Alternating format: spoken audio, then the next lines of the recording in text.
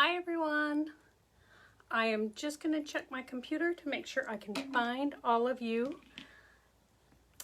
It's nice that it pops up right away. It used to take forever. So, and then I have to remember to turn my sound down.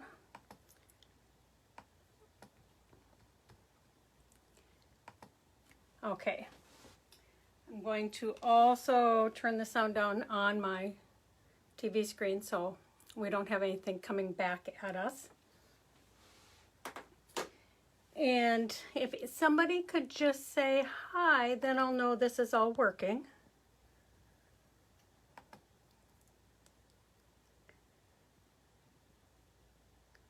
Hi Lisa, glad you could join me.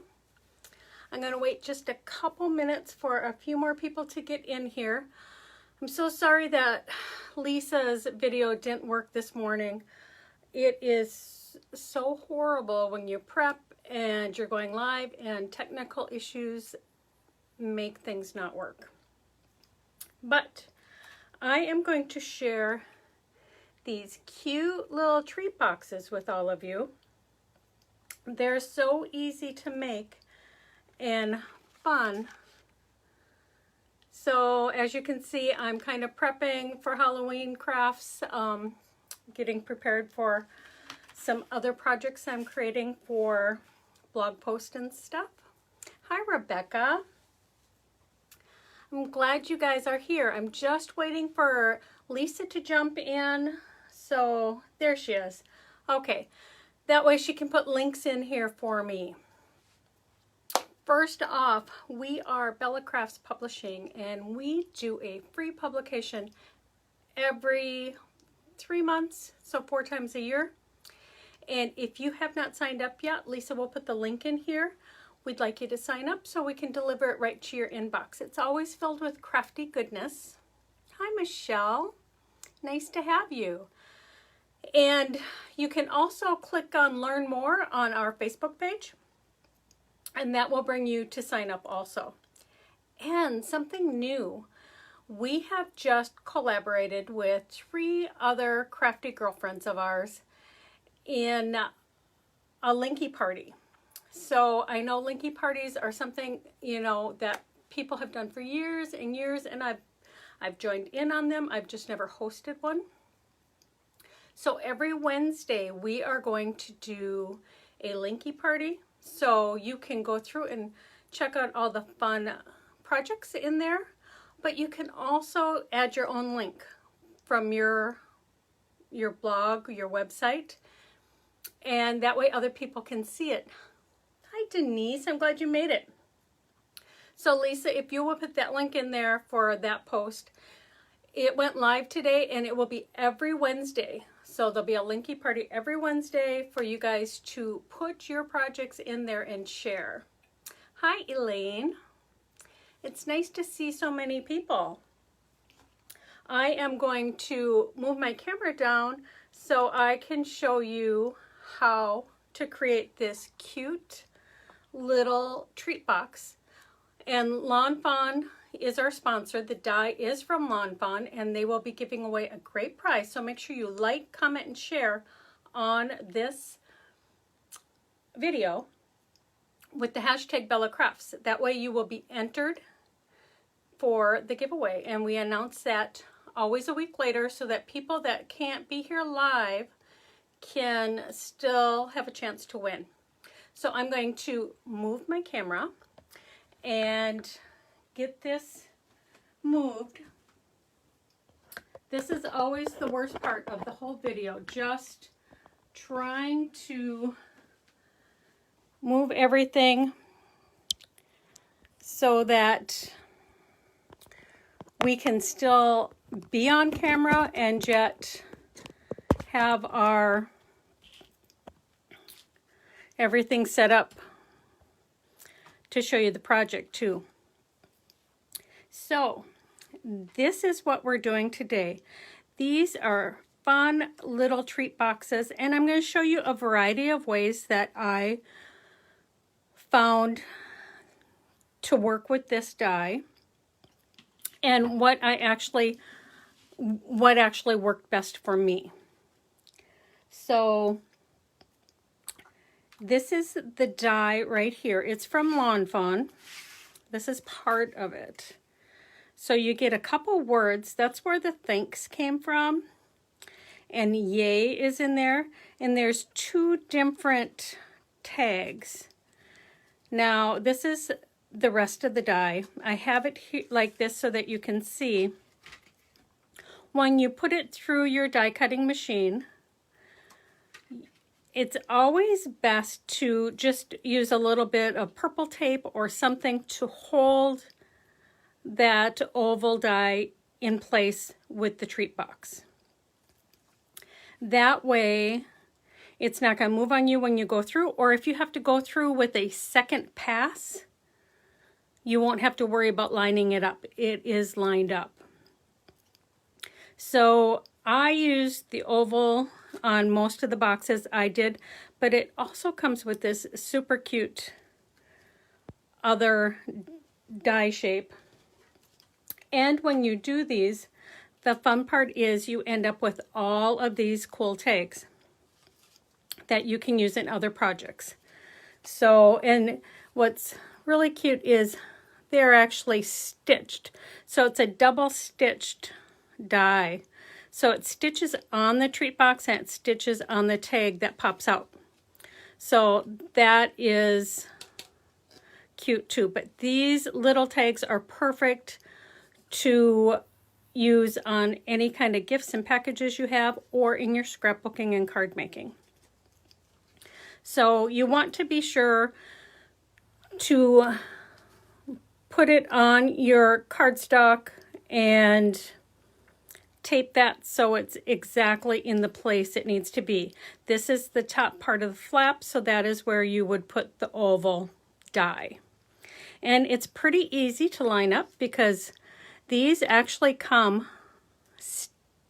together. You need to cut these apart, but you can still see those little tiny notches. So it's easy to line up and get it centered. So another thing I want to let you know is when I was doing these, the first one I did was, of course, with my paper.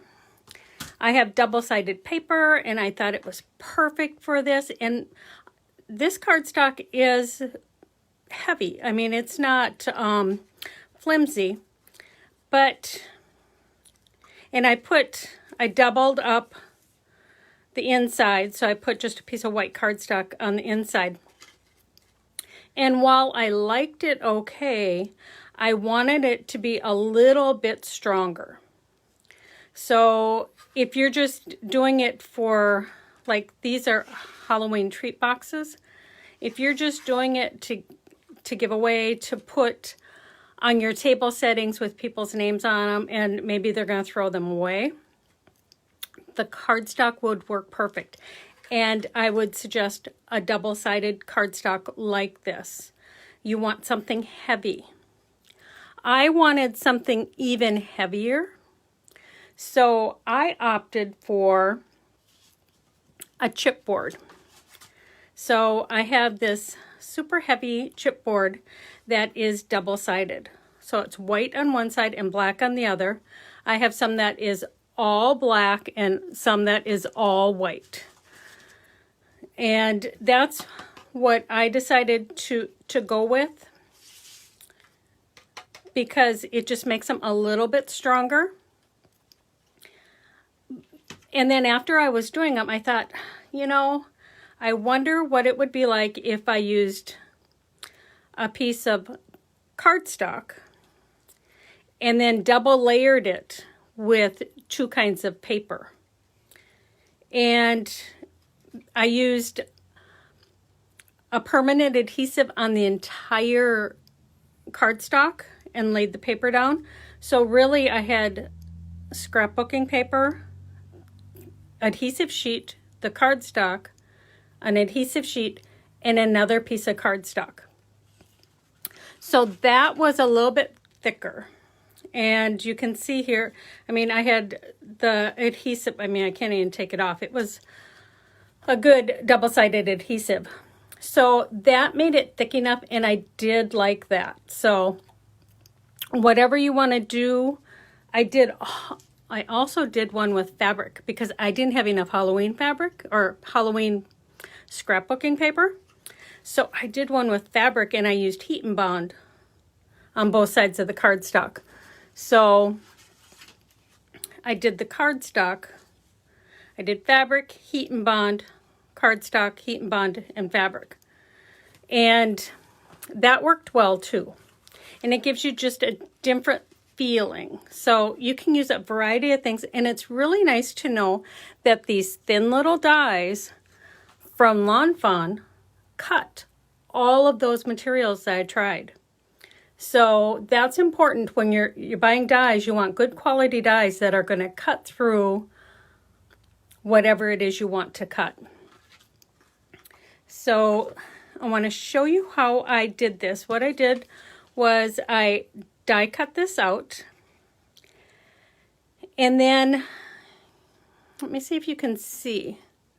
You can see the score lines, right? If you cannot see the score lines, just go through with a bone folder and rescore them. But these I can see enough. I went through and I would fold on all of those score lines so that when I put the box together, they had a nice crisp fold. The first one I didn't go through and do this to the entire thing. And I think that it does make a difference. So just go through, see where those score lines are.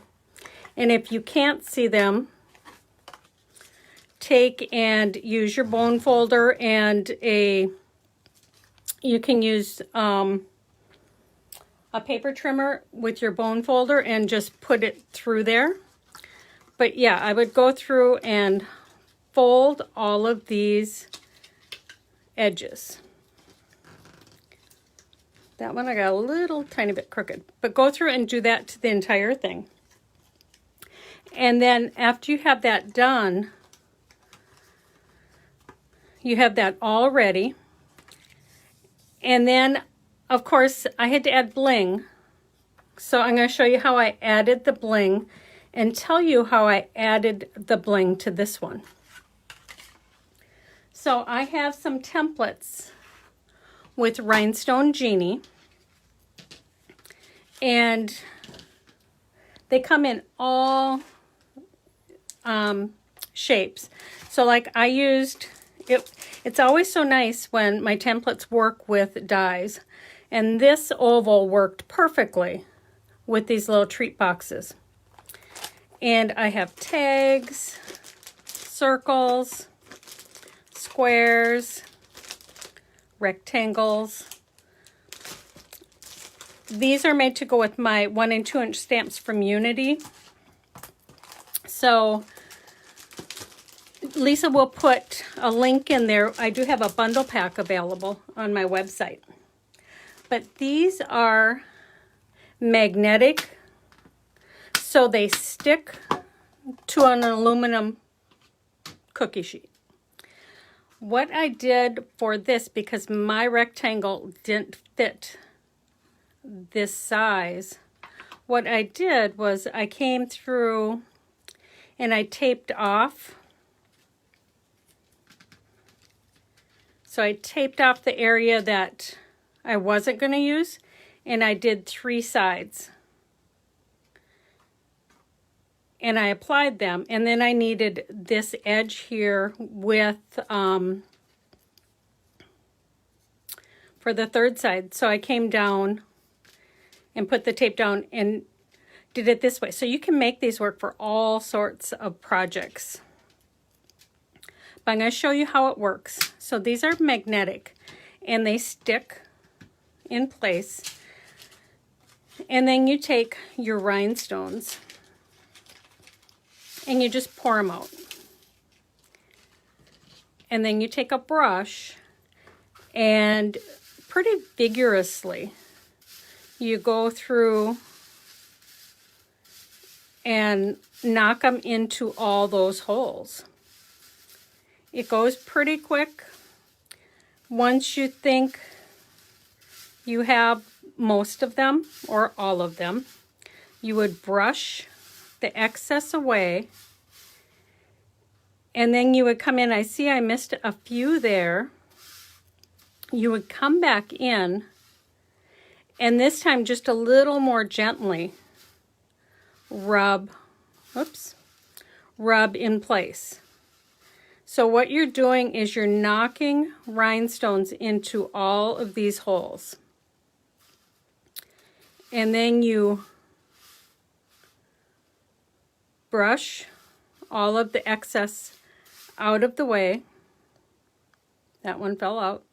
There's one there that came out. It happens sometimes, especially on camera.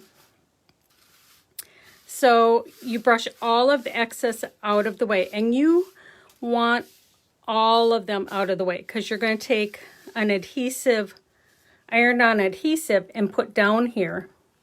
And you don't want to pick up any excess that are just kind of laying around. So you come in with an iron-on adhesive. And these rhinestones work on cardstock, on fabric, so you're not really limited. And you just take this and commit to it. Just put it down. Don't think about it. When you think about it, you tend to put it down a little bit, and you pull it back up, and you might grab some rhinestones and have to start all over. Then I take and I use my finger, or you can use the brush to rub the rhinestones. So what you're doing is you're transferring the rhinestones onto this adhesive sheet. And you start at one corner and you pull up at an angle.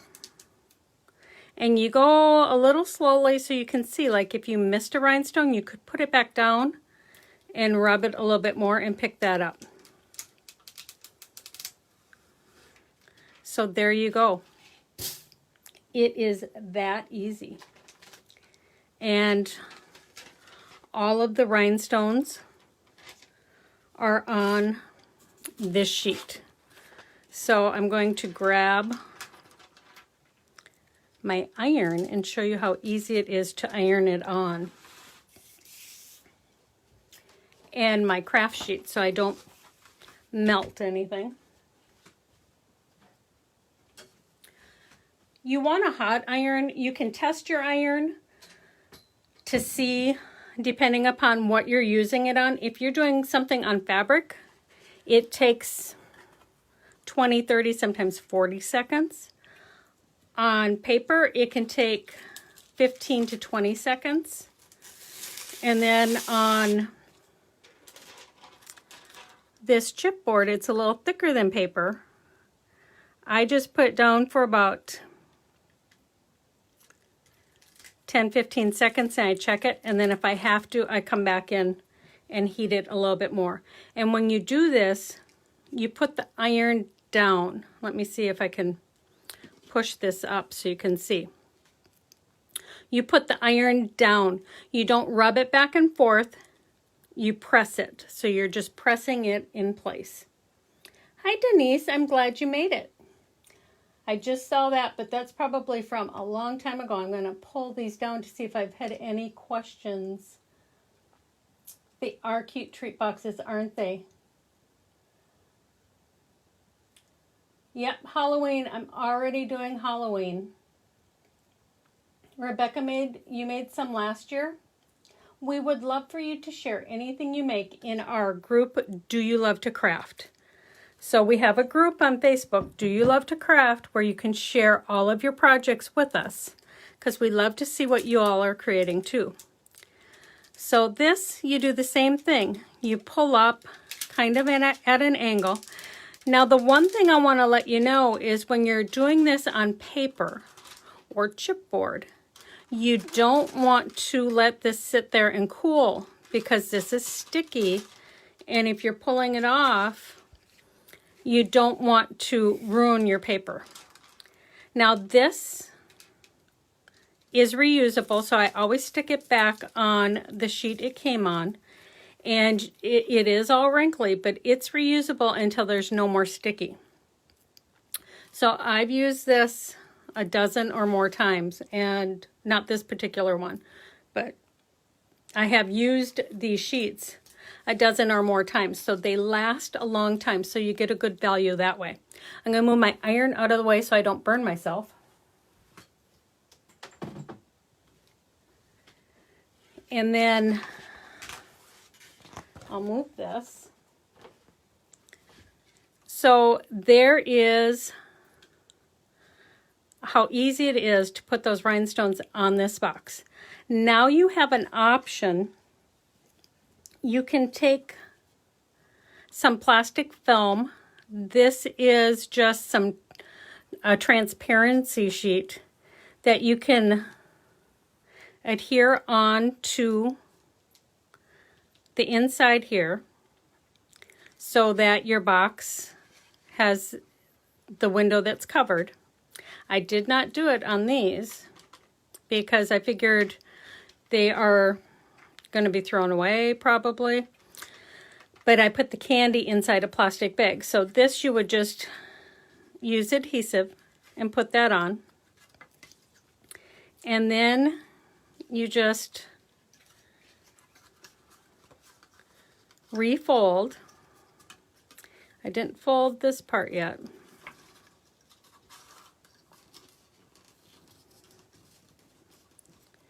So you just refold, and you can use double-sided tape, or I just used some of the Ultra Bond glue. The double-sided tape does it quicker. But I wanted to show you how to do it with a glue. I just put some on the tab, and I do both sides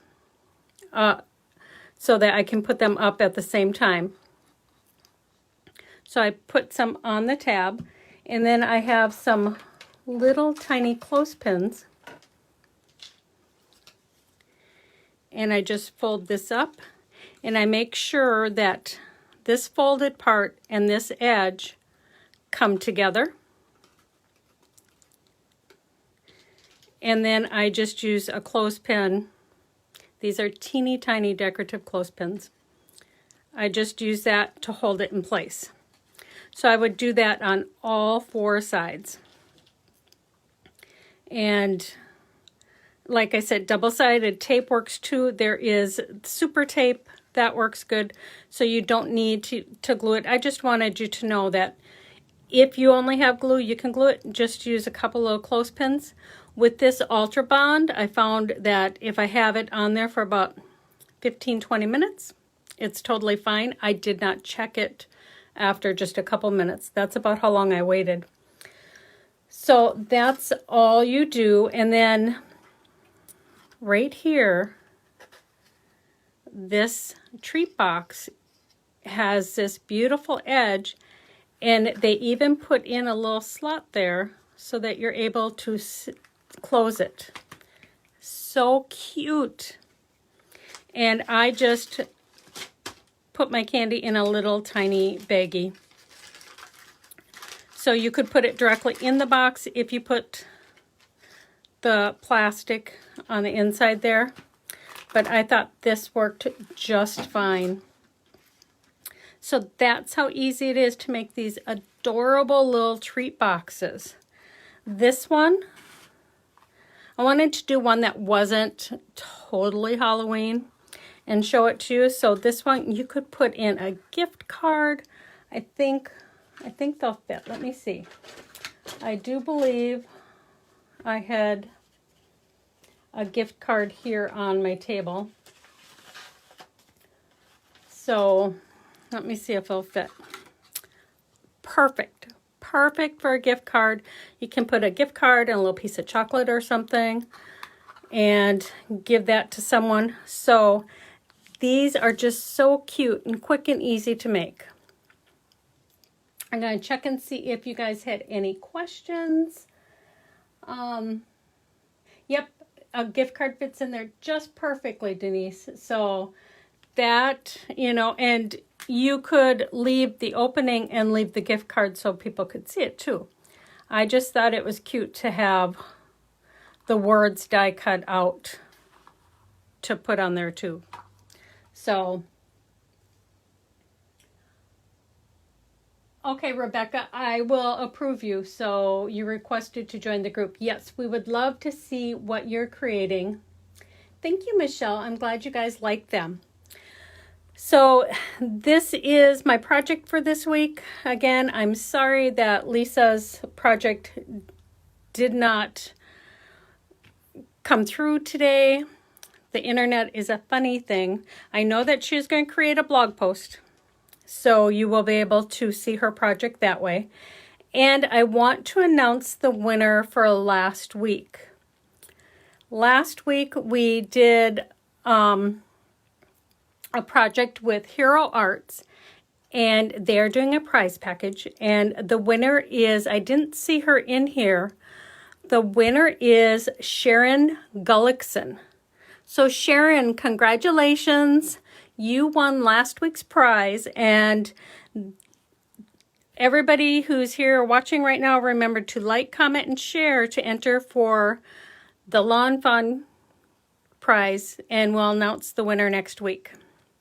So yeah, it was Hampton Art for last week.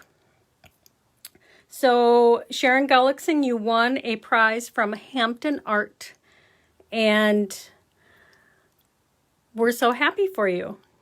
So I'd like to thank everybody for coming by and watching, and be sure to go over and join our Do You Love to Craft group, and check out our blog post for today, the Linky Party.